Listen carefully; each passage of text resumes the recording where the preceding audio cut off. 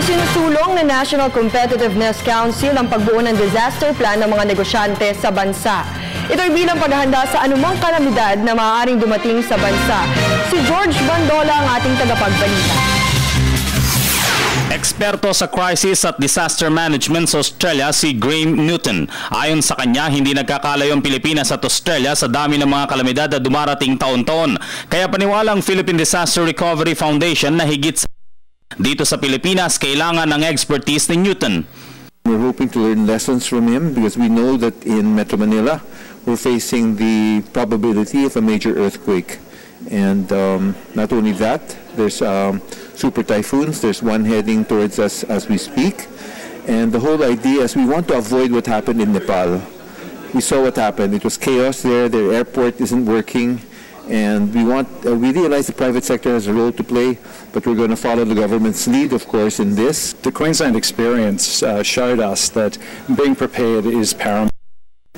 Being prepared not only for the emergency bit, but also the recovery and response is essential. You can save cost, you can accelerate timing by having a plan in place, a capability in place, and a team of people who are aware of what's needed, working closely between government and the private sector. And then you save money, you save time, and you save lives. Ayon sa PDRF, bukod sa kalintulad na senaryo dala ng bagyong Yolanda, isang mapaminsalang lindol ang pinaghahandaan ng mga negosyante sa Metro Manila. Our concern is that if something happens to Metro Manila, who's going to help? So we don't want to happen what happened in Tacloban, where there was 48 hours of lack of law and order. So Manila has over 20 million people. And all of us are affected. The prediction is that if it's a major earthquake, we'll be split into 4 areas. The bridges will be down.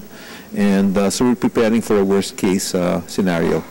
Kaya bahagi na ng panliligaw ng National Competitiveness Council sa mga negosyante ang pagbuo ng mga disaster plan at pagtatayo ng mga disaster resilience. The rule is generally the more you invest in preparedness, the more efficient you are in terms of recovery, and you will not have to spend so much on recovery and relief and rehabilitation. So we consider it a preparedness as smart investment. Kinilala naman ni Australian Ambassador Bill Twiddle ang pakikiisa ng pribadong sektor sa paghahanda ng pamahalaan para sa anumang matinding kalamidad para protektahan ang buhay, ari-arian at negosyo. Para sa Telebisyon ng Bayan,